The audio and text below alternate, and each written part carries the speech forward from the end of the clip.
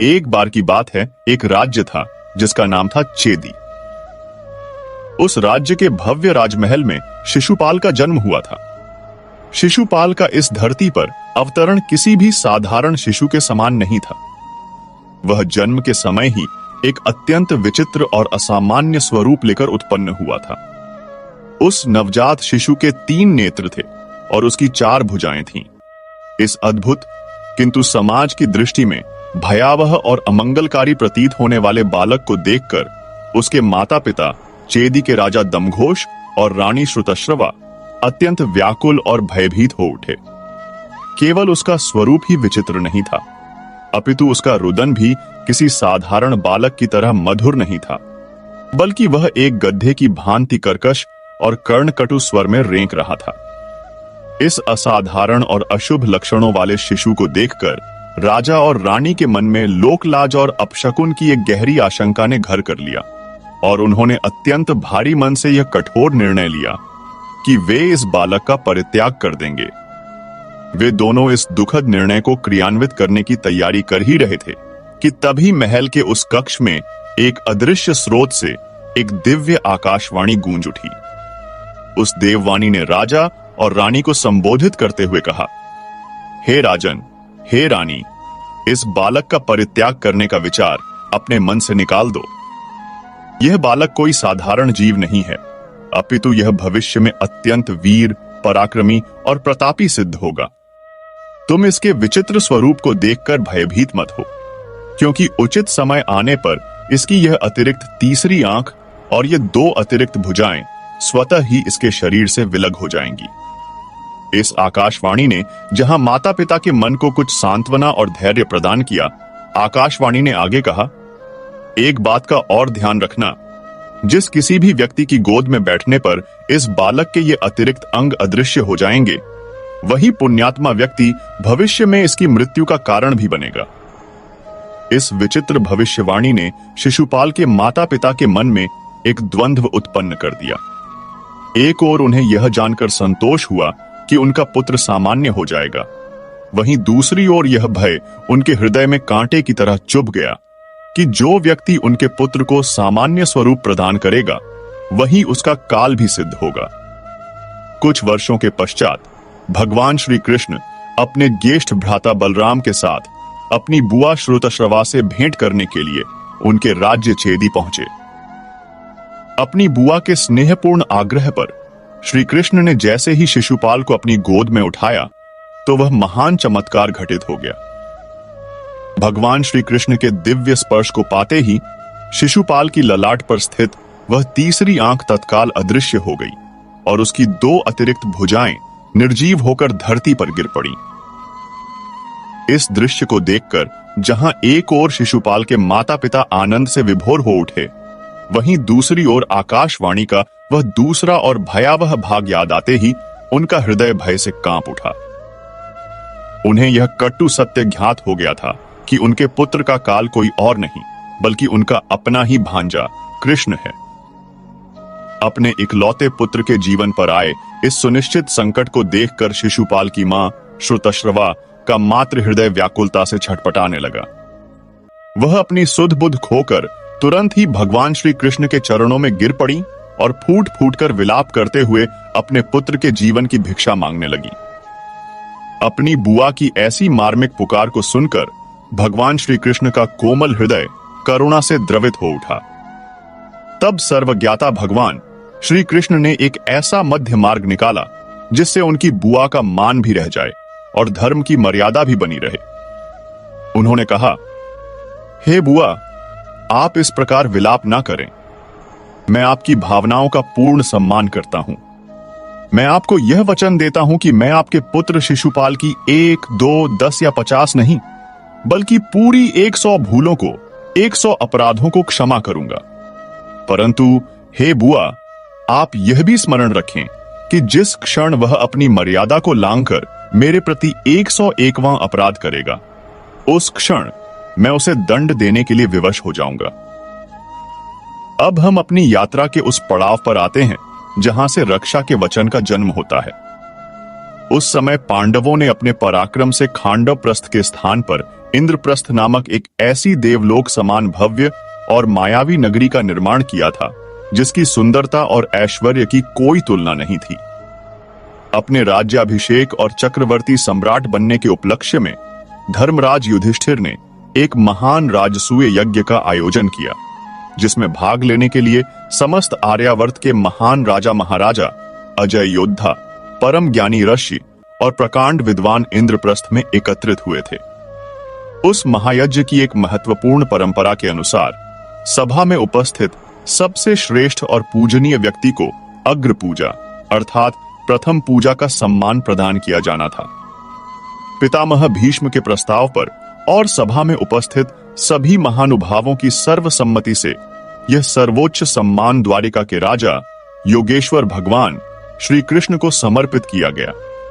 किंतु चेदी नरेश शिशुपाल यह देखकर क्रोध से जल भुन गया। वह अपने राजसी सिंहासन से ऐसे उछल पड़ा मानो उसे किसी बिच्छू ने डंक मार दिया हो और भरी सभा में भगवान श्री कृष्ण को लक्षित करके उन्हें अपमानित करने लगा। उसने अपनी वाणी की सारी मर्यादाओं को तार तार कर दिया और कृष्ण को एक साधारण ग्वाला, चोर, रणछोड़, कायर और न जाने कितने ही अकल्पनीय अपशब्द और गालियां दी। भगवान श्री कृष्ण अपने आसन पर शांत भाव से बैठे हुए उसकी प्रत्येक गाली को धैर्यपूर्वक सुनते रहे, क्योंकि वे अपनी बुआ को दिए हुए उस वचन से दृढ़तापूर्वक बंधे हुए थे। वे मन ही मन शिशुपाल द्वारा किए जा रहे अपराधों की गिनती कर रहे थे। जब शिशुपाल के कटु वचनों और दुर्व्यवहार ने 100 अपराधों की निर्धारित संख्या को छू लिया, तब भगवान श्री कृष्ण ने उसे अंतिम बार चेतावनी देते हुए कहा, हे चेदी नरेश शिशुपाल, तुम्हारी माता को दिए गए मेरे वचन के अनुसार मैंने तुम्हारे 100 अपराधों को क्षमा कर दिया है। अब तुम्हारे अधर्म का घड़ा भर चुका है। यदि तुमने अब एक भी अपशब्द अपने मुख से और निकाला तो स्मरण रखना कि वह तुम्हारे जीवन का अंतिम शब्द होगा। परंतु अहंकार, ईर्ष्या और क्रोध में पूरी तरह से अंधे हो चुके शिशुपाल पर उनकी इस गंभीर चेतावनी का कोई भी प्रभाव नहीं हुआ और उसने उपहास करते हुए एक बार फिर से भगवान कृष्ण को एक और गाली दे दी। जैसे ही शिशुपाल ने वह 101वां अपराध किया, श्री कृष्ण का अपनी बुआ को दिया गया वचन पूर्ण हुआ और वे अपने उस वचन के बंधन से तत्काल मुक्त हो गए। उन्होंने उसी क्षण अपने अमोघ अस्त्र सुदर्शन चक्र का मन में आह्वान किया और वह दिव्य चक्र अपनी सहस्त्रों सूर्यों की कांति के साथ उनके हाथ में प्रकट हो गया। इससे पहले कि कोई कुछ समझ पाता, उन्होंने वह चक्र शिशुपाल की दिशा में चला दिया। वायु से भी तीव्र गति से घूमते हुए उस चक्र ने पलक झपकते ही शिशुपाल का मस्तक उसके धड़ से अलग कर दिया। जब वह तेजस्वी सुदर्शन चक्र अपना कार्य संपन्न करके वापस भगवान कृष्ण की तर्जनी उंगली में समाहित हुआ, तो उसके असहनीय वेग और प्रचंड तेज के कारण उनकी कोमल उंगली में एक गहरा घाव हो गया। उस घाव से रक्त की एक पतली धारा बहने लगी। अपने आराध्य और प्रिय सखा की उंगली से रक्त बहता देखकर सभा में उपस्थित सभी लोग चिंतित और व्याकुल हो उठे। कोई राजवैद्य को बुलाने के लिए दौड़ा तो कोई औषधि और उपचार का सामान खोजने लगा। हर ओर एक घबराहट का वातावरण बन गया। किंतु उसी सभा में एक ओर खड़ी पांडवों की पत्नी द्रौपदी ने जब यह दृश्य देखा तो उन्होंने एक पल की भी देरी नहीं की। उन्होंने यह नहीं सोचा कि वे एक चक्रवर्ती सम्राट की साम्राज्ञी हैं या उनकी रेशमी साड़ी कितनी मूल्यवान और राजकीय है। उन्होंने अपने हृदय की निश्चल प्रेरणा का अनुसरण करते हुए बिना एक पल सोचे तुरंत अपनी बहुमूल्य रेशमी साड़ी के पल्लू का एक टुकड़ा फाड़ लिया और दौड़कर आगे बढ़ी। उन्होंने अत्यंत स्नेह, कोमलता और चिंता के भाव के साथ उसे भगवान कृष्ण की घायल उंगली पर एक पट्टी के रूप में बांध दिया ताकि रक्त का प्रवाह तुरंत रुक जाए। यह कोई सोचा समझा या किसी परंपरा का पालन करते हुए किया गया कार्य नहीं था, हे देवी। यह हृदय के भीतर से निकला हुआ शुद्ध, पवित्र और निःस्वार्थ स्नेह था। द्रौपदी के इस निःस्वार्थ और आत्मीय प्रेम को देखकर भगवान कृष्ण अत्यंत द्रवित और भावुक हो उठे। उन्होंने द्रौपदी द्वारा बांधे गए उस वस्त्र के टुकड़े को केवल एक साधारण पट्टी के रूप में नहीं, बल्कि एक पवित्र बंधन, एक रक्षा सूत्र के रूप में स्वीकार किया। उनकी आंखों में द्रौपदी के लिए असीम स्नेह और कृतज्ञता छलक आई और उन्होंने कहा, हे पांचाली, हे मेरी प्रिय सखी, आज तुमने इस रेशम के धागे से मेरे रक्त को नहीं, बल्कि मुझे ही अपने स्नेह और कर्तव्य के एक ऐसे अटूट बंधन में बांध लिया है जिसके रण से मैं कभी किसी भी युग में मुक्त नहीं हो सकता। तुमने मुझ पर जो यह उपकार किया है, मैं उसे सदैव स्मरण रखूंगा। आज मैं तुम्हें वचन देता हूं कि तुम्हारे इस धागे के एक एक सूत का ऋण मैं समय आने पर अवश्य चुकाऊंगा। जब भी तुम स्वयं को किसी भी संकट में पाओगी और मुझे सच्चे हृदय से पुकारोगी, तो मैं तुम्हारे सम्मान और तुम्हारी लाज की रक्षा के लिए अवश्य पहुंचूंगा। और हे प्रिय पार्वती, भगवान ने अपने उस वचन का मान कैसे रखा, यह भी सुनो। समय का चक्र घूमा। पांडव धूर्त शकुनी के साथ द्यूत क्रीड़ा अर्थात चौसर के खेल में अपना सर्वस्व हार गए। वे अपना राज्य, अपना धन, अपने भाई और यहां तक कि स्वयं को भी हार गए। अंत में दुर्योधन के उकसाने पर युधिष्ठिर ने अपनी पत्नी द्रौपदी को भी दांव पर लगा दिया और उन्हें भी हार गए। उस अधर्म की पराकाष्ठा पर दुष्ट दुःशासन अपनी विजय के अहंकार में चूर द्रौपदी को उनके कक्ष से बाल पकड़कर घसीटता हुआ कौरवों की भरी सभा में ले आया। वह उस महान स्त्री को अपमानित करना चाहता था। उसने द्रौपदी का चीरहरण करने अर्थात उनकी साड़ी को खींचकर उन्हें निर्वस्त्र करने का प्रयास किया। उस गहन संकट की घड़ी में द्रौपदी ने सभा में उपस्थित सभी महान योद्धाओं, अपने पतियों, पितामह भीष्म, गुरु द्रोणाचार्य, कृपाचार्य, सबसे सहायता की गुहार लगाई। किंतु सब धर्म और वचन के बंधनों में जकड़े हुए मस्तक झुकाए बैठे रहे। किसी ने भी उस अधर्म को रोकने का साहस नहीं किया। जब द्रौपदी पूरी तरह से निराश और असहाय हो गईं, तब उन्हें अपने सखा, अपने भाई श्री कृष्ण का दिया हुआ वह वचन स्मरण हुआ। उन्होंने दोनों हाथ जोड़कर अपनी आंखें बंद करके पूरी श्रद्धा और विश्वास के साथ उन्हें पुकारा, हे गोविंद, हे द्वारिकावासी, हे संकट मोचन, आज मेरी लाज तुम्हारे हाथ में है। आओ और अपनी इस बहन की रक्षा करो। भक्त की सच्ची पुकार सुनकर भगवान कृष्ण, जो उस समय द्वारिका में थे, तुरंत ही अपनी योगमाया से अदृश्य रूप में हस्तिनापुर की उस सभा में प्रकट हो गए। उन्होंने अपनी उस बहन को दिए गए वचन का मान रखा और उस छोटे से साड़ी के टुकड़े का ऋण चुकाना आरंभ किया। जैसे जैसे दुष्ट दुःशासन द्रौपदी की साड़ी को खींचता गया, वैसे वैसे भगवान कृष्ण अपनी दिव्य शक्ति से उस साड़ी को बढ़ाते गए। 1 हाथ, 2 हाथ, 10 हाथ, 100 हाथ, 1000 हाथ, दुःशासन साड़ी खींचते खींचते थककर पसीने से लथपथ हो गया। उसकी भुजाएं शिथिल पड़ गईं, परंतु द्रौपदी की साड़ी का अंत नहीं हुआ। वहां साड़ियों का एक विशाल ढेर लग गया, मानो वस्त्रों का एक पर्वत खड़ा हो गया हो, किंतु द्रौपदी का सम्मान अक्षुण्ण रहा। इस प्रकार भगवान कृष्ण ने एक छोटे से रक्षा के धागे के बदले में अपनी बहन के सबसे बड़े धन, उसके सम्मान और उसकी लाज की रक्षा की। यह सुनकर देवी पार्वती के नेत्रों में आश्चर्य और भक्ति का भाव आ गया। उन्होंने कहा, हे स्वामी, यह कथा तो अद्भुत है। इसने तो इस पर्व के जन्म के रहस्य को ही उजागर कर दिया। यह हमें सिखाता है कि रक्षा का बंधन किसी रीति रिवाज या परंपरा से नहीं, बल्कि हृदय की निश्चल करुणा और निःस्वार्थ स्नेह से जन्म लेता है। किंतु मेरे मन में यह जिज्ञासा उठ रही है कि स्नेह के इस साधारण से दिखने वाले धागे में और इससे जन्मे वचन में शक्ति कितनी होती है। क्या यह सांसारिक नियमों, कर्तव्यों और यहां तक कि स्वयं के दिए हुए संकल्पों से भी ऊपर है? भगवान शिव मुस्कुराए और बोले, तुम्हारा प्रश्न अत्यंत सारगर्भित है हे देवी। यह इस यात्रा का दूसरा चरण है। अब मैं तुम्हें दूसरी कथा सुनाता हूं, जो यह दर्शाएगी कि यह रक्षा का बंधन इतना शक्तिशाली, इतना पवित्र और इतना महत्वपूर्ण होता है कि यह स्वयं भगवान को भी उनके संकल्प से मुक्त कर सकता है। यह कथा है महान दानवीर राजा बलि और तुम्हारी सखी, धन, वैभव तथा ऐश्वर्य की देवी माता लक्ष्मी की। सत्ययुग में दैत्यों के वंश में जन्मे राजा बलि असुर होते हुए भी मेरे और नारायण के परम भक्त, एक महान तपस्वी और इस संसार के सबसे बड़े दानवीर माने जाते थे। उन्होंने अपनी अटूट भक्ति और कठोर तपस्या के बल पर तीनों लोकों पर अपना अधिकार स्थापित कर लिया था।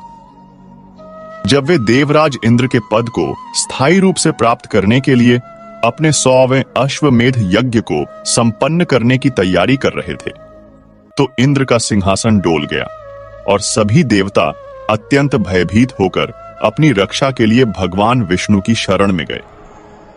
तब अपने भक्तों की रक्षा के लिए भगवान विष्णु ने वामन अर्थात एक छोटे, तेजस्वी और अत्यंत सुंदर ब्राह्मण बालक का अवतार लिया और राजा बलि की विशाल यज्ञशाला में पहुंचे। राजा बलि ने उस दिव्य बालक का सत्कार किया और उनसे अपनी इच्छा के अनुसार कुछ भी दान में मांगने का आग्रह किया। वामन रूपी भगवान ने अत्यंत विनम्रता से कहा, हे राजन, मुझे और कुछ नहीं चाहिए। आप मुझे केवल अपने पग से नापकर 3 पग भूमि दान में दे दीजिए। राजा बलि, जो बड़े बड़े दान देने के लिए प्रसिद्ध थे, उन्हें यह मांग अत्यंत तुच्छ लगी। वे हंसे और उन्होंने अपने गुरु दैत्य गुरु शुक्राचार्य के बार बार मना करने और चेतावनी देने के बावजूद वामन को 3 पग भूमि दान में देने का संकल्प ले लिया। जैसे ही राजा बलि ने अपने हाथ में जल लेकर दान का संकल्प पूर्ण किया, वह छोटा सा वामन बालक अपना आकार बढ़ाने लगा। उन्होंने इतना विशाल और विराट रूप धारण कर लिया कि उनका मस्तक आकाश को छूने लगा। उन्होंने अपने पहले पग में ही संपूर्ण पृथ्वीलोक और पाताल लोक को नाप लिया। अपने दूसरे पग में उन्होंने समस्त स्वर्गलोक और ऊपर के अन्य लोकों को भी नाप लिया। अब उनके तीसरे पग को रखने के लिए कोई भी स्थान शेष नहीं बचा था। तब भगवान विष्णु ने राजा बलि से कहा, हे बलि, मैंने 2 पगों में तुम्हारा समस्त राज्य नाप लिया है। अब बताओ, मैं अपना तीसरा पग कहां रखूं? यदि तुम अपना वचन पूरा नहीं कर पाए, तो तुम्हें अधर्म का भागी बनना पड़ेगा। अपने वचन को पूरा करने के लिए प्रतिबद्ध राजा बलि ने बिना किसी भय के अपना शीश झुका दिया और कहा, हे प्रभु, इस संसार में मेरे शरीर से बढ़कर मेरा कुछ भी नहीं है। आप कृपा करके अपना तीसरा पग मेरे मस्तक पर रखिए और मेरे वचन को पूर्ण कीजिए। राजा बलि की इस अद्भुत दानवीरता, भक्ति और वचन के प्रति निष्ठा को देखकर भगवान विष्णु अत्यंत प्रसन्न हुए। उन्होंने अपना तीसरा पग बलि के सिर पर रखा और उन्हें पाताल लोक का चिरंजीवी सम्राट बना दिया। साथ ही वे उनकी भक्ति से इतने प्रभावित हुए कि उन्होंने बलि को वरदान दिया कि वे स्वयं उनके महल के द्वारपाल बनकर सदैव उनके साथ रहेंगे।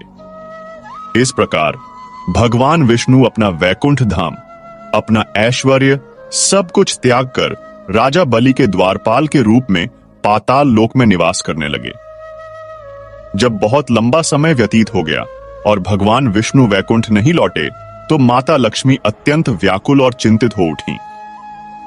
वे अपनी चिंता का समाधान खोजने के लिए देवर्षि नारद के पास पहुंची। देवर्षि नारद ने उन्हें पूरा वृत्तांत सुनाया और एक अचूक उपाय सुझाया। उन्होंने माता लक्ष्मी से कहा, हे देवी, आप श्रावण मास की पूर्णिमा के शुभ दिन पर पाताल लोक जाइए। आप एक साधारण और दुखी स्त्री का वेश धारण करके राजा बलि से मिलिए और उन्हें एक रक्षा सूत्र बांधकर अपना भाई बना लीजिए।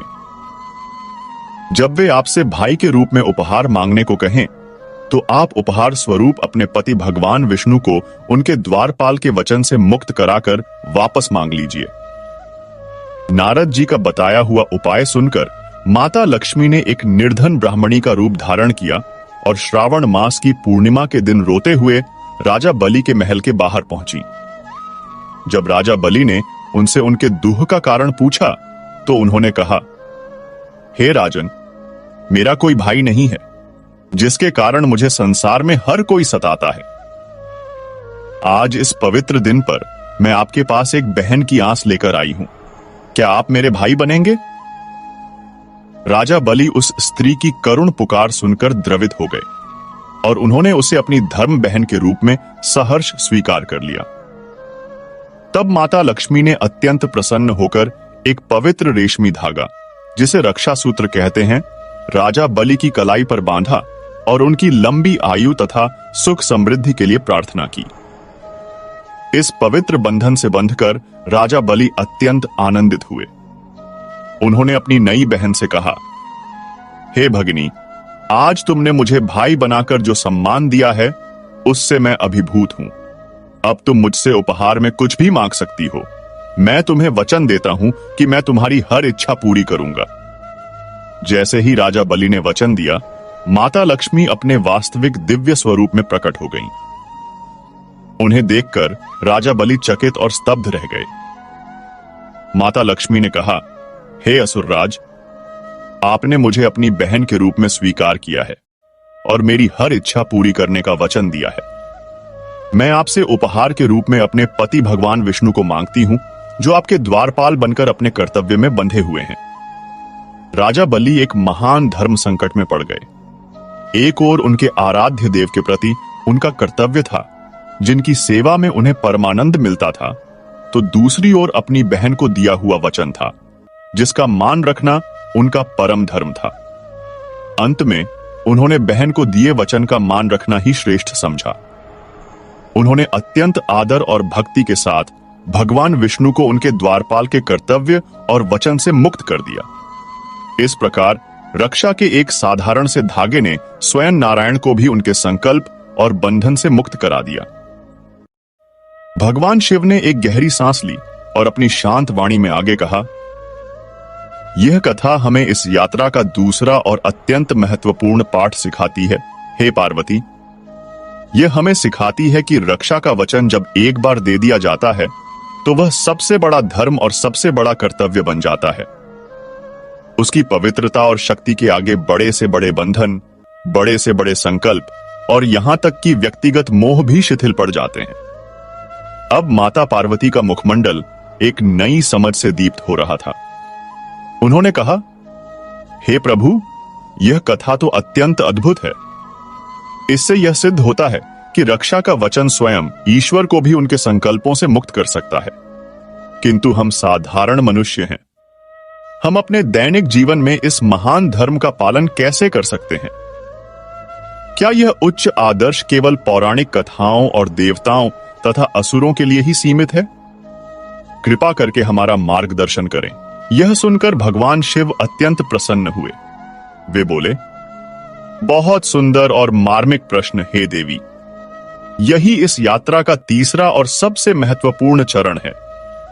यही वह चरण है जो ज्ञान को आचरण में बदलता है। अब मैं तुम्हें इस कथा माला का तीसरा और सबसे देदीप्यमान मोती दिखाता हूं। अब मैं तुम्हें कोई पौराणिक कथा नहीं, बल्कि इतिहास के पन्नों से निकली एक ऐसी सच्ची कहानी सुनाता हूं जो बहुत पुरानी नहीं है। यह कथा उन मनुष्यों की है जो हमारे और तुम्हारे भक्तों की तरह ही थे, किंतु उन्होंने अपने जीवन में इन्हीं दिव्य सिद्धांतों को उतारकर स्वयं को देवता तुल्य बना लिया। यह कथा है धर्मपुर के महान राजा धर्मसेन और उनकी करुणामयी पत्नी महारानी करुणावती की। धर्मपुर एक अत्यंत सुखी, शांत और समृद्ध राज्य था, जिसके राजा धर्मसेन अपने न्याय, अपनी प्रजा वत्सलता और अपने धर्मपरायण आचरण के लिए संपूर्ण आर्यावर्त में प्रसिद्ध थे। उनकी पत्नी महारानी करुणावती, जैसा कि उनका नाम ही था, साक्षात करुणा और दया की देवी थीं। उनका हृदय केवल मनुष्यों के लिए ही नहीं, बल्कि राज्य के प्रत्येक पशु पक्षी, वृक्ष और लता के लिए भी असीम स्नेह और ममत्व से भरा हुआ था। राजा धर्मसेन की एक छोटी बहन थी, राजकुमारी शीला, जिनका विवाह पड़ोस के एक राज्य सूर्यगढ़ में हुआ था। एक बार रक्षाबंधन के पर्व से ठीक 2 दिन पूर्व महारानी करुणावती नगर भ्रमण पर निकली थीं। तभी उन्होंने नगर के बाहर एक व्यक्ति को एक छोटे और निर्दोष बकरे की बलि चढ़ाने के लिए ले जाते हुए देखा। उस मूक पशु की आंखों में भरे हुए आंसू देखकर महारानी का मातृ हृदय पीड़ा से भर उठा। उन्होंने उस व्यक्ति को रोककर उसे बलि के स्थान पर करुणा, सेवा और जीवन दान का महत्व समझाया। उनके प्रेमपूर्ण वचनों का उस व्यक्ति पर ऐसा प्रभाव पड़ा कि उसने बलि का विचार त्याग दिया। महारानी ने उसे स्वर्ण मुद्राएं देकर उस बकरे के प्राणों की रक्षा की।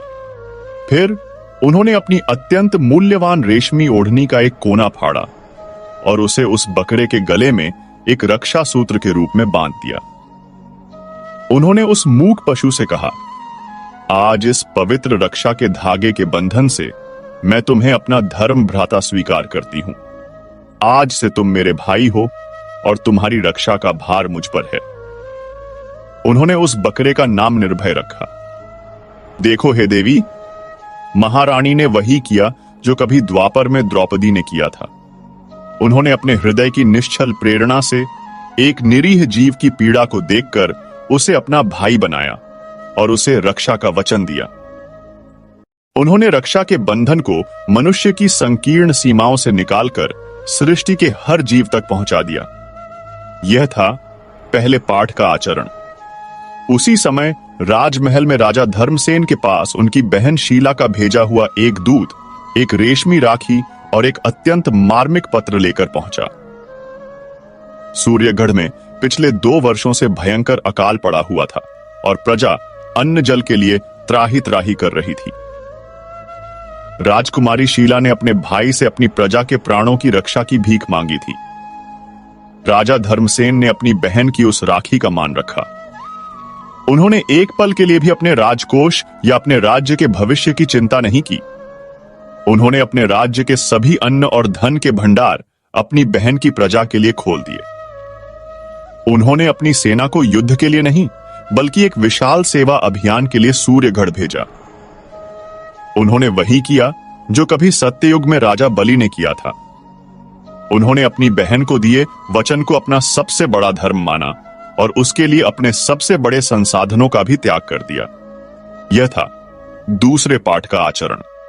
और अब इस कथा का सबसे अद्भुत और रोमांचकारी भाग सुनो, जो हमें तीसरे और अंतिम पाठ की ओर ले जाएगा।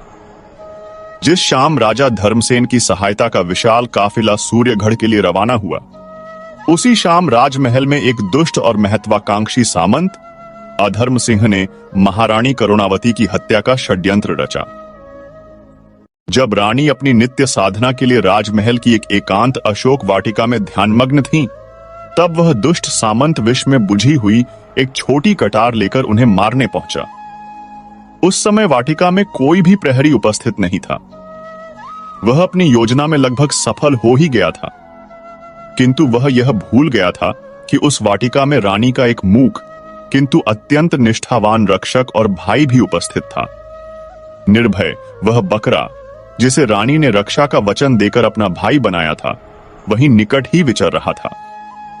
अपनी बहन को गहन संकट में देखकर उस मूक पशु ने अपनी जान की तनिक भी परवाह नहीं की। उसने एक वीर योद्धा की भांति अद्भुत साहस का प्रदर्शन करते हुए पूरी शक्ति से उस दुष्ट सामंत पर पीछे से आक्रमण कर दिया। उसने उसे अपने सींगों से मारकर भूमि पर गिरा दिया और फिर जोर जोर से चिल्लाकर प्रहरियों को सचेत कर दिया। प्रहरियों ने आकर उस दुष्ट को पकड़ लिया और इस प्रकार एक छोटे से निरीह पशु ने, जिसे रानी ने रक्षा का वचन दिया था, अपनी बहन के प्राणों की रक्षा करके उस वचन और उस रक्षा सूत्र का ऋण चुका दिया। भगवान शिव ने माता पार्वती की ओर देखा, जिनकी आंखें इस कथा को सुनकर स्नेह और संतोष से भीग गई थीं। शिव ने कहा, तो हे प्रिय, अब मैं तुम्हें इस कथा माला का अंतिम और सबसे मार्मिक मोती सुनाता हूं। यह कथा हमें सिखाएगी कि रक्षा का यह बंधन कितना गहरा हो सकता है कि वह मृत्यु के बाद भी नहीं टूटता और सबसे बड़े अधर्म पर भी धर्म की विजय स्थापित करता है। यह कथा है उस ग्वाले के अनाथ बच्चों की। एक समय की बात है। एक गांव में एक ग्वाला अपनी पत्नी और बच्चों के साथ रहता था। वह अपने छोटे से परिवार के साथ बहुत खुश था। भगवान की कृपा से उसके एक बेटा और एक बेटी थी। एक ग्वाला होने के नाते उसके पास कई गाय और बछड़े थे। गायों को चराने के लिए वह उन्हें जंगल में ले जाता था। वह अपने परिवार की देखभाल के लिए अपनी गायों का दूध, दही और घी बेचकर घूमता था। ग्वाला जो कुछ भी कमाता था, उसकी पत्नी उससे संतुष्ट थी और अपने बच्चों का पालन पोषण कर रही थी। लेकिन अचानक एक दिन आपदा आ गई, जब उसकी पत्नी गंभीर रूप से बीमार पड़ गई। बीमारी ने उसे इतना अभिभूत कर दिया कि उसकी अचानक मृत्यु हो गई। अब दोनों बच्चों की जिम्मेदारी पूरी तरह से ग्वाले पर आ गई। कहते हैं कि अगर पिता मर जाता है तो मां बच्चों की अच्छी देखभाल करती है, लेकिन पिता ऐसा नहीं करते हैं। आप देखिए, ठीक यही कारण है कि ग्वाले को बहुत परेशानी हो रही थी। जब भी वह गायों को चराने जंगल जाता था तो वह अपने बच्चों के लिए खाना नहीं बना पाता था। बच्चे अभी भी छोटे थे। उसकी बेटी 12 साल की थी और उसका बेटा 10 साल का था। कुछ समय ऐसे ही बीत गया और फिर ग्वाले ने अपने बच्चों की देखभाल के लिए दोबारा शादी कर ली। उसकी दूसरी पत्नी घर आई, लेकिन वह पूरी तरह से अजनबी थी और उसे ग्वाले के बच्चे बिल्कुल पसंद नहीं थे। उसने ग्वाले से प्यार करने का नाटक किया और वह उसके झूठे स्नेह में फंस गया। अब वह ग्वाला उसने अपनी दूसरी पत्नी के साथ खुशी खुशी रहना शुरू कर दिया था और अब ग्वाला अपनी दूसरी पत्नी की हर बात सुनता था। धीरे धीरे समय बीत गया। बच्चे बड़े हो गए और लड़का 15 साल का हो गया। उसकी सौतेली मां उसे बिल्कुल पसंद नहीं करती थी। एक दिन उसने अपने पति से कहा, तुम अब भी गायों और बछड़ों को चराने क्यों जाते हो? लड़का अब बड़ा हो गया है, अब से वह गायों और बछड़ों को चराने जाएगा। जब लड़के ने अपनी सौतेली मां से यह सुना तो बेचारा लड़का हर सुबह गायों और बछड़ों को चराने जंगल जाने लगा और शाम को वापस आता था। वह लड़की अब तक बड़ी हो गई थी। वह घर का सारा काम करती थी, खाना बनाती थी और अपने भाई को अपने हाथों से खिलाती थी। वह मेरी एक बड़ी भक्त थी और हर दिन मेरी पूजा करती थी। भाई और बहन एक दूसरे से बहुत प्यार करते थे और अक्सर बातें करते थे। एक दिन भाई ने अपनी बहन से कहा, बहन, मुझे नहीं पता कि पिताजी को क्या हो गया है। जब से मां का देहांत हुआ है उन्होंने हम पर कोई ध्यान नहीं दिया है। हमने बहुत कठिन समय देखा है। फिर लड़के की बड़ी बहन अपने भाई से बात करते हुए उसने कहा, बिल्कुल चिंता मत करो, तुम्हारी बड़ी बहन यहां है। जो कुछ भी होगा हम उसका पता लगा लेंगे। इसके अलावा पिताजी अभी पूरी तरह से सौतेली मां के प्यार में अंधे हो गए हैं, इसलिए वह यह नहीं देख सकते कि वास्तव में क्या हो रहा है। यह कहकर उसने अपने भाई को समझाने की कोशिश की। फिर उसने कहा, दीदी, मुझे मां की बहुत याद आती है। अगर वह यहां होती तो वह हमें कितने प्यार से खाना खिला रही होती। दोनों भाई बहन अपनी मां के बारे में सोचकर रोने लगे। दिन चुपचाप ऐसे ही बीतते गए। एक दिन लड़का गायों को चराने के लिए जंगल में गया। जब अचानक लड़के का सामना जंगल में एक शेर से हो गया। वह भागा और एक पेड़ पर चढ़ गया। लड़के ने शेर से कहा, हे भाई, तुम मुझे क्यों खाना चाहते हो? शेर ने जवाब दिया, भाई, मैं बहुत समय से बहुत भूखा हूं।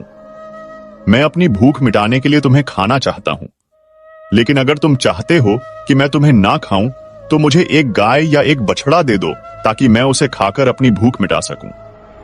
पेड़ पर बैठे लड़के ने कहा, हे भाई, मैं अपनी बहन का एकमात्र सहारा हूं। वह मुझ पर निर्भर है। अगर तुम मुझे खा लोगे तो उसकी आखिरी उम्मीद भी खत्म हो जाएगी। मेरी बहन बस रो रो कर मर जाएगी। मेरे पिताजी और सौतेली मां हम दोनों के प्रति बहुत क्रूर हैं। मैं अपनी बहन की उम्मीद को टूटने नहीं दे सकता। लेकिन अगर तुम अब भी मुझे खाना चाहते हो या गाय और बछड़े को, तो मैं तुम्हें अभी उन्हें नहीं दे सकता, क्योंकि मुझे पहले अपने माता पिता से पूछना होगा। तब शेर कहता है, ठीक है, कल अपने माता पिता से पूछने के बाद वापस आना। तो लड़का शाम को घर गया और अपने पिताजी से कहा, पिताजी, आज मैं जंगल में एक शेर से मिला। इससे पहले कि वह अपनी बात पूरी कर पाता, उसके पिता उसे ऐसे डांटा गया जैसे उसके पिताजी उस पर बहुत गुस्सा हो, और वह अचानक रोने लगा। फिर अपने आंसुओं के बीच उसने अपने पिताजी से कहा, पिताजी, मैं आपको कुछ बताना चाहता हूं, कृपया बस सुन लीजिए। जैसे ही लड़के ने अपने पिताजी को सब कुछ बताया कि उसने कल जंगल में एक शेर देखा था और सोचा कि क्या वह उसे या गाय और बछड़े को खा जाएगा, उसकी सौतेली मां भी सुन रही थी। तब उसकी सौतेली मां ने कहा, तुम यह क्या कह रहे हो? हम गाय या बछड़े को खोने का जोखिम नहीं उठा सकते? तुम जानते हो कि वे कितने कीमती हैं। हमारा पूरा घर उनके दूध पर चलता है और तुम्हारे बिना कुछ भी नहीं बिगड़ेगा। लेकिन अगर गाय या अगर बछड़े कम हो गए तो हमारी आय कम हो जाएगी। इसीलिए बेहतर है कि शेर तुम्हें ही खा जाए। दुखी होकर बेचारा लड़का अपनी बहन के पास गया। उसने उसे खाना खिलाया और पूछा, क्या बात है भाई, तुम इतने उदास क्यों हो? उसने उसे सब कुछ बताया। प्यारी बहन, आज जब मैं बछड़ों को चराने के लिए जंगल गया तो एक शेर दिखाई दिया और उसने मुझसे कहा कि वह मुझे खाना चाहता है। जब मैंने उसे बताया कि तुम मेरे बिना असहाय हो जाओगी तो उसने कहा, ठीक है, तो मैं तुम्हारी गायों और बछड़ों को ही खा जाऊंगा। मैंने उसे मना कर दिया और उससे कहा कि वह पिताजी से खुद पूछे, क्योंकि मैं कल पिताजी से पूछने आऊंगा। तब उसने मुझे जाने दिया। जब मैं घर आया और पिताजी को इस बारे में बता रहा था तो मेरी सौतेली मां अंदर आई और मुझसे कहने लगी कि गाय या बछड़े के बजाय शेर को तुम्हें खा जाना चाहिए। इसलिए मैं बहुत परेशान हूं। मुझे पता है कि कल मैं फिर से उस शेर का सामना करूंगा और वह मुझे खा जाएगा। बहन ने तब मुझे सांत्वना देने की कोशिश की। कहा, तुम मेरे जीवन का आधार हो। भाई, मैं तुम्हारे बिना जीने के बारे में सोच भी नहीं सकती। अगर कुछ हुआ तो मैं भी नहीं बचूंगी। तो कल जब तुम जंगल में जाओ और शेर दिखाई दे तो बस उसे खाने के लिए एक बछड़ा दे देना। अगर गाय जीवित रहेगी तो और बछड़े आ जाएंगे, लेकिन मुझे तुम जैसा दूसरा भाई कहां मिलेगा। और मैंने सुना कि तुम्हारे पिता ने कहा कि अगर शेर तुम्हें खा जाता है तो और भी बेटे होंगे। मैंने सब कुछ सुना है। अब भाई ने कहा, ठीक है बहन। अगले दिन लड़का जंगल में गया और शेर को उसका इंतजार करते हुए पाया। शेर ने कहा, बताओ, क्या तुम्हें अपने माता पिता से आने की अनुमति मिली या मैं तुम्हें खा जाऊं? तब लड़के ने उसे सब कुछ बताया। लड़के ने शेर से कहा, मेरी बहन ने कहा कि तुम्हें एक बछड़ा खा लेना चाहिए। तो शेर ने एक बछड़ा लिया और अपनी गुफा में वापस चला गया। लड़का खुशी खुशी अपनी गाय चराता रहा और शाम को घर आ गया। जब उसके माता पिता ने गायों और बछड़ों की गिनती शुरू की तो उन्होंने पाया कि एक बछड़ा गायब था। उन्हें एहसास हुआ कि लड़के ने बछड़ा शेर को दे दिया था।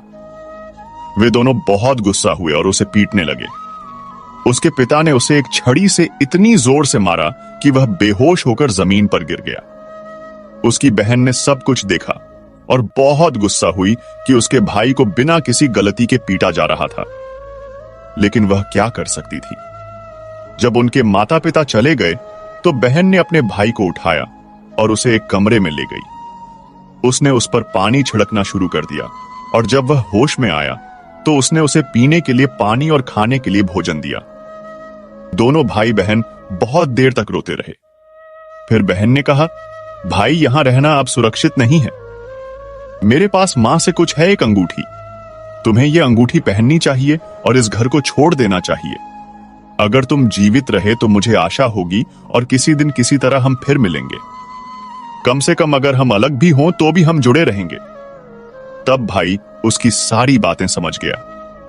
बातचीत हुई और उसने कहा, बहन, तुम सही कह रही हो, लेकिन मैं तुम्हें यहां अकेला कैसे छोड़ सकता हूं? हमारी सौतेली मां तुम्हारे साथ भी क्रूर है। वह तुमसे सारा काम कराती है और तुम्हें पीटती भी है। तब बहन ने कहा, भाई, अगर तुम सुरक्षित और ठीक हो तो मैं कुछ भी सह सकती हूं, लेकिन तुम्हें इस जगह को छोड़ देना चाहिए। भाई अपनी बहन की बात मानने के लिए तैयार हो गया। तब बहन ने एक धागा लिया और उसे अपने भाई की कलाई पर बांध दिया। उसने कहा, भाई, यह मेरी निशानी है। जब भी हम मिलेंगे हम इसे देखकर एक दूसरे को पहचान लेंगे। इस धागे को टूटने मत देना। भाई ने जवाब दिया, ठीक है। जब भाई और बहन बात कर रहे थे तो उनकी सौतेली मां सब कुछ सुन रही थी। उसने मन ही मन सोचा, ठीक है, यह दिलचस्प है। अब मैं कुछ मजा करने जा रही हूं। लड़के और लड़की के सो जाने के बाद सौतेली मां ने अपने पति से कहा, मुझे तो इस लड़के का मांस खाना है। पति ने कहा, ठीक है, अगर तुम्हारी यही इच्छा है तो मैं अभी जाकर लाता हूं। वह पिता अपनी पत्नी के मोह में इतना अंधा और क्रूर हो चुका था कि उसने अपने बेटे को नींद से जगाया और उसे बाहर ले गया। फिर एक कुल्हाड़ी से उसने लड़के के छोटे छोटे टुकड़े कर दिए और उन टुकड़ों को लेकर चला गया। वह अपनी पत्नी के पास गया और कहा, लो इसे खाओ। तो उसकी पत्नी ने उन टुकड़ों से सब्जी बनाई और कुछ चावल पकाए। फिर उसने एक थाली अपने लिए और एक अपने पति के लिए परोसी। तभी उसके मन में एक विचार आया, मैं उस बहन को कैसे भूल सकती हूं? आखिर भाई बहन का रिश्ता बहुत मजबूत होता है। इसी प्यार को ध्यान में रखते हुए उसने फैसला किया कि उसे बहन को भी उसके भाई का मांस जरूर खिलाना चाहिए। सौतेली मां ने बहन को बुलाया, उसके लिए भी एक थाली परोसी और कहा, खाओ। बहन सोचने लगी, मां ने आज तक मुझे इतने प्यार से खाना नहीं दिया, जरूर कोई बात है। जैसे ही उसने खाना शुरू किया, उसकी नजर थाली में पड़ी उसी उंगली पर गई। वह उस जगह पर गई जहां अंगूठी थी जो उसकी मां की थी, जो उसने अपने भाई को दी थी। बहन तुरंत समझ गई क्योंकि वह सुबह से अपने भाई को ढूंढ रही थी, लेकिन उसने उसे कहीं नहीं देखा था। अब उसका शक यकीन में बदल गया और वह रोने लगी। वह जल्दी से उठी और अपने कमरे में भाग गई। फिर उसे याद आया जो बड़े बुजुर्ग कहते थे कि जब तक किसी व्यक्ति की राख नदी में विसर्जित नहीं की जाती, तब तक उसकी आत्मा को मुक्ति नहीं मिलती। उसने सोचा, मेरे भाई को भी कभी शांति नहीं मिलेगी। इन लोगों ने उसे मारकर खा लिया। फिर उसने उस उंगली को उठाया और चलते चलते वह नदी के किनारे पहुंची। उस बहन ने अपने भाई की उंगली को हाथों में लिया और मुझे याद करते हुए जोर जोर से रोने लगी। वह कहती रही, हे भगवान शिव, आपके होते हुए ऐसा कैसे हो सकता है? मेरा भाई मुझसे कैसे छीना जा सकता है? ऐसा नहीं होना चाहिए था। वह बहुत धार्मिक थी। वह हर दिन मेरी पूजा करती थी, सोमवार का व्रत रखती थी और हमेशा प्रार्थना करती थी, हे भगवान कृपया मेरे भाई की रक्षा करें। उस दिन भी अपने आंसुओं के बीच वह कहती रही, हे भोलेनाथ, इस दुनिया में मेरा कोई नहीं बचा है। मेरा एक भाई था और आपने उसे भी छीन लिया। वे मेरी मां को पहले ही ले जा चुके थे, तो अब मैं किसके लिए जीऊं? मैं अकेली कैसे जीऊंगी? मैं इस नदी में कूदकर अपनी जान देने जा रही हूं। फिर उसने अपनी उंगली को नदी में डुबोया और मुझसे प्रार्थना करने लगी, हे भोलेनाथ कृपया मेरे भाई को मुक्त करें। वह जहां भी हो उसकी आत्मा को शांति मिले। जैसे ही वह नदी में कूदने वाली थी, उसने देखा कि जिस उंगली को उसने डुबोया था वह एक तोते में बदल गई और उड़ गई। नदी के किनारे एक पेड़ था और तोता उस पर जा बैठा। फिर तोते ने कहा, बहन, तुम इतनी दुखी क्यों हो? मैं तुम्हारा भाई हूं। तुमने अपनी उंगली नदी में डुबोकर बहुत अच्छा काम किया। इसने मुझे मुक्त कर दिया और मैं तोते के रूप में पुनर्जन्म ले सका। चिंता मत करो बहन, तोते के रूप में भी मैं हर तरह से तुम्हारी मदद करूंगा। हम बहुत सारी बातें करेंगे। यह सुनकर बहन बहुत खुश हुई और सोचने लगी, कम से कम मेरा भाई मेरे साथ है, किसी ना किसी रूप में। फिर बहन घर वापस चली गई। उसकी सौतेली मां उससे सारे काम करवाती थी और बहुत खुश थी। उसने मन ही मन सोचा, अब उसका कोई भाई नहीं है, इसलिए वह अकेली है। लेकिन लड़की ने जल्दी से अपना काम खत्म किया और बगीचे में चली गई, जहां उसका भाई वह हर समय उसका इंतजार करता था। भाई और बहन खूब बातें करते। वह अपनी बहन को सबसे अच्छे फल खिलाता। सावन का महीना था। लड़की सावन में पूजा करती थी और सावन के सोमवार को व्रत रखती थी। वह पूजा करने के बहाने बगीचे में जाती थी। भाई ने अपनी बहन से कहा, चिंता मत करो, अगर मां और पिताजी तुम्हें यहां नहीं आने देते हैं तो मैं यह सुनिश्चित करूंगा कि मैं घर के बाहर किसी टहनी पर बैठूं ताकि मैं तुम्हें देख सकूं। बहन बहुत खुश थी और मन ही मन आनंदित महसूस कर रही थी।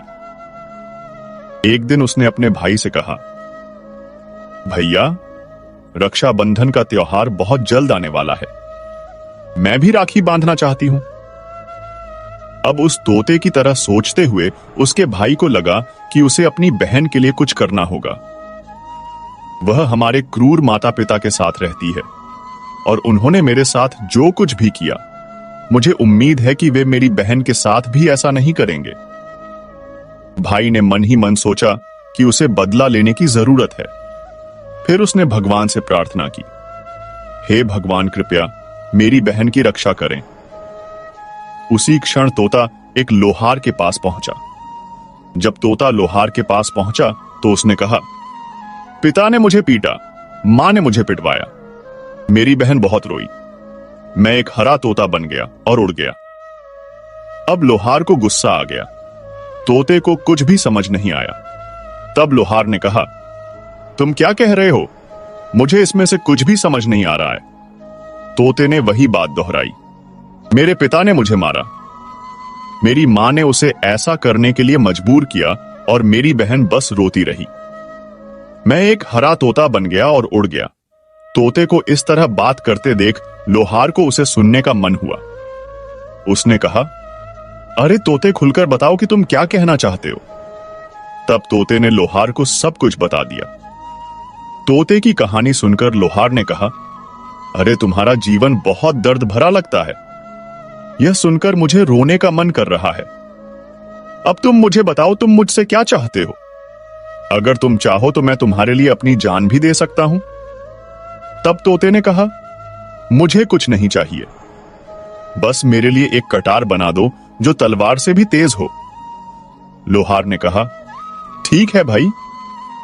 तो लोहार ने तोते के लिए एक कटार बनाई। जब कटार तैयार हो गई तो तोते ने कहा, इस कटार को मेरे पंखों में छिपा दो। लोहार ने कटार को तोते के पंखों में छिपा दिया। तोता वापस पेड़ पर उड़ गया। उसने अपनी बहन को कुछ नहीं बताया। उसकी बहन उससे मिली, उन्होंने बातें की, साथ में खाया और फिर वह घर वापस चली गई। अगले दिन तोता एक सुनार के पास गया और उसने सुनार को वही बातें बताई। उसके पिताजी ने उसे पीटा, उसकी मां ने उसे पिटवाया और उसकी बहन बस रो रो कर मर गई। मैं एक हरा तोता बन गया और उड़ गया।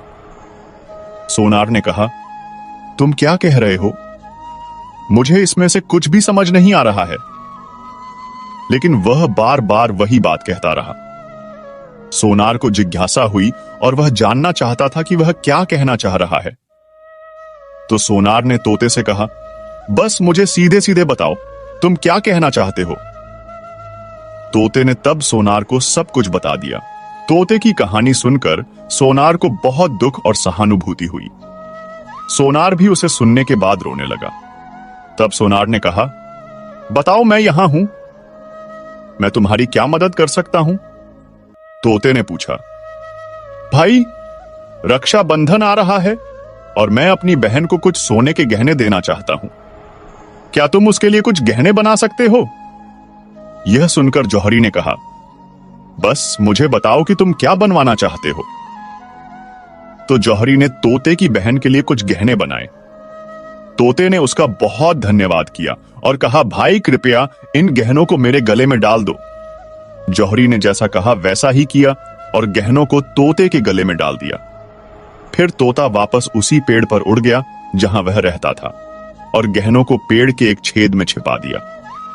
धीरे धीरे समय बीत गया और फिर रक्षाबंधन का त्योहार आ गया। उसकी बहन उस पर राखी बांधने आई। भाई बहन दोनों बहुत खुश थे। तोते ने अपनी बहन को सारे गहने दे दिए। बहन गहने पाकर बहुत खुश हुई। फिर उसने पूछा, भाई, तुम्हें यह गहने कहां से मिले? तोते ने कहा, मेरा एक सुनार दोस्त है जिसने मेरे लिए यह बनाए हैं। बहन खुशी खुशी घर वापस चली गई। जब उसकी सौतेली मां ने उसे गहने पहने देखा तो वह जल उठी और उसे मारते हुए कहा, तुमने यह गहने कहां से चुराए? बहन ने जवाब दिया, मां, मैंने उन्हें कहीं से नहीं चुराया, मेरे भाई ने मुझे दिए हैं। वह एक तोता है। वह अपनी सौतेली मां को पूरी कहानी नहीं बताती है कि यह वास्तव में उसका भाई है जो तोते में बदल गया है। वह कहती है, एक तोता है जो मुझसे बात करता है और मैंने उसे अपना भाई बना लिया है।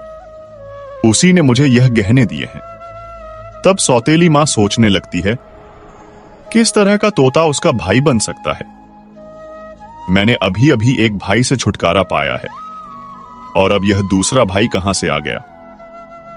अगले दिन लड़की की मां उस तोते की तलाश में जंगल में जाती है। वह उसे वहां देखती है और उसे पकड़ने की कोशिश करती है, लेकिन तोता उसके हाथों से फिसल जाता है। थक हारकर सौतेली मां आखिरकार बैठ जाती है। थोड़ी देर बाद वह फिर से तोते को पकड़ने की कोशिश करती है, लेकिन वह उसकी पकड़ में नहीं आता। वह सोचती है, चाहे कुछ भी हो, मुझे इसे पकड़कर मारना ही होगा। वह उस तोते के प्रति बहुत ज्यादा आसक्त है।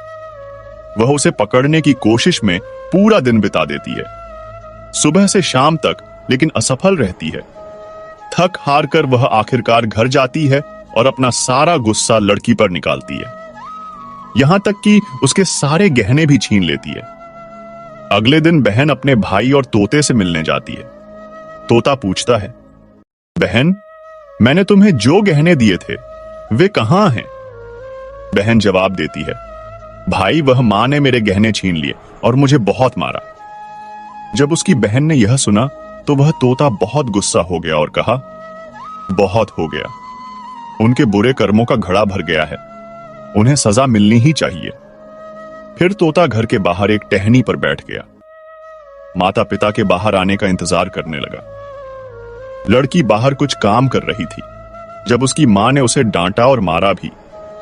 तभी उसके पिताजी बाहर आए और उसे भी पीटने लगे। तोता यह सब पेड़ से देख रहा था। वह यह सहन नहीं कर पा रहा था। वह अपनी सौतेली मां के बारे में सोच रहा था और उसने पिता पर झपट्टा मारा। अपने पंखों में रखे कटार से उन दोनों की आंखों में छुरा घोंप दिया। अब वे दोनों अंधे हो गए थे और दर्द से तड़प रहे थे। फिर उसने अपनी चोंच से कटार उठाया और उन्हें फिर से मारा। वे दोनों जमीन पर गिर गए। तोते ने कहा, तुम दोनों ने बहुत गलत किया है, मैं तुम्हें जाने नहीं दे सकता। उन्होंने जवाब दिया, तुम हमसे क्या दुश्मनी रखते हो? हमने तुम्हारा क्या बिगाड़ा है? तोते ने कहा, तुमने मुझे मारकर खा लिया और अब तुम पूछ रहे हो कि मैं तुमसे दुश्मनी क्यों रखता हूं? तब वे दोनों तड़प तड़प कर मर गए। उसके बाद तोते ने अपनी बहन से कहा, ठीक है बहन, अब यहां और नहीं रहते हैं। अगर हम यहां रहेंगे तो हम अपने दुखों को याद करते रहेंगे और उन्हें कभी नहीं भूल पाएंगे और हम बस दुखी रहेंगे। तब बहन कहती है, हां भाई, चलो इस जगह को छोड़ देते हैं। हम कहीं ऐसी जगह रहेंगे जहां कोई हमें अलग ना कर सके। तो वे वहां से चले जाते हैं। चलते चलते वे मेरे ही एक मंदिर में पहुंचते हैं। भाई कहता है, बहन, हमें इससे बेहतर जगह नहीं मिल सकती थी? तो भाई और बहन उस मंदिर में रहने लगते हैं। बहन पहले से ही मेरी भक्त थी और सोमवार को व्रत रखती थी। अब तोता भी पूजा करता है। पास में एक तालाब था और वह वहां अपने पंख गीले करता और शिवलिंग पर जल छिड़कता। लड़की भी मेरी और तुम्हारी पूजा करती। दिन ऐसे ही बीत रहे थे। उनकी सच्ची भक्ति देखकर, हे पार्वती, एक दिन तुमने मुझसे कहा था, हे भगवान, देखो कितने गरीब भाई बहन हैं, उन्हें देखकर मुझे रोना आता है। वे पूरे मन और आत्मा से आपकी सेवा करते हैं, आपको उनके दुख दूर करने चाहिए। यह सुनकर मैंने तुमसे कहा, यह दुनिया एक सागर की तरह है, हम हर किसी के दर्द को कैसे दूर कर सकते हैं? लेकिन तुम नहीं मानी और बोली, नहीं स्वामी, आपको पहले इन दोनों का दुख दूर करना होगा। तब मैं तुम्हारी इच्छा पर सहमत हो गया। जब भाई और बहन हमारी पूजा कर रहे थे, उसी क्षण हम दोनों उनके सामने प्रकट हुए और उनसे कोई भी वरदान मांगने को कहा। लड़की ने कहा, हे भगवान, मुझे कुछ नहीं चाहिए। मैं बस चाहती हूं कि मेरा भाई अपने मूल रूप में वापस आ जाए, ताकि कोई भी हम भाई बहनों को अलग ना कर सके। यह सुनकर हम दोनों बहुत खुश हुए और उसे वरदान दिया कि उसका भाई पहले जैसा हो जाएगा। यह कहकर हम वहां से अदृश्य हो गए।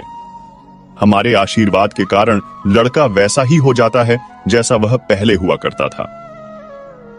भाई और बहन दोनों बहुत खुश हो जाते हैं और खुशी महसूस करते हुए वे हमारी पूजा करने लगते हैं और प्यार से मंदिर में बस जाते हैं। भगवान शिव की वाणी में एक अद्भुत संतोष का भाव था। उन्होंने अपनी बात को समाप्त करते हुए कहा, तो मेरी प्रिय पार्वती, अब तुम रक्षा बंधन के संपूर्ण और वास्तविक अर्थ को समझ गई होगी। यह 3 सोपानों की एक दिव्य यात्रा है। पहली, यह द्रौपदी की तरह अपने हृदय में किसी भी जीव के प्रति निश्चल करुणा और स्नेह को जन्म देना है। दूसरी, यह राजा बलि की तरह एक बार दिए गए रक्षा के वचन को किसी भी कीमत पर, किसी भी परिस्थिति में निभाने का दृढ़ संकल्प है। और तीसरी और सबसे महत्वपूर्ण, यह राजा धर्मसेन, महारानी करुणावती और उस ग्वाले की बेटी की तरह उस रक्षा के पवित्र भाव को केवल अपने परिवार या अपनी जाति तक सीमित न रखकर समाज के हर वंचित, पीड़ित, असहाय और मूक प्राणी तक ले जाना है। सच्ची राखी किसी भूखे को भोजन कराना है, सच्ची राखी किसी प्यासे को जल पिलाना है, सच्ची राखी किसी निराश्रित को सहारा देना है, और सच्ची राखी हर उस जीव की रक्षा करना है जो अपनी रक्षा स्वयं नहीं कर सकता है। यह एक धागा नहीं है हे देवी, यह एक जीवन दर्शन है, यह एक महाव्रत है, यह मानवता का सर्वोच्च शिखर है। अब तुम इस पर्व को इसके सच्चे और पवित्र स्वरूप में देखो और समझो। भगवान शिव की अमृतमयी वाणी को सुनकर माता पार्वती के हृदय का समस्त संशय और अज्ञान का अंधकार दूर हो गया था। उनकी आंखों में एक नई समझ की ज्योति थी और उनके मन में एक नया और दृढ़ संकल्प था। वे आज यह भली भांति जान चुकी थीं कि रक्षाबंधन केवल श्रावण मास की पूर्णिमा को मनाया जाने वाला एक दिन का त्योहार नहीं, बल्कि अपने संपूर्ण जीवन में प्रतिक्षण निभाने वाला एक पवित्र और महान धर्म है।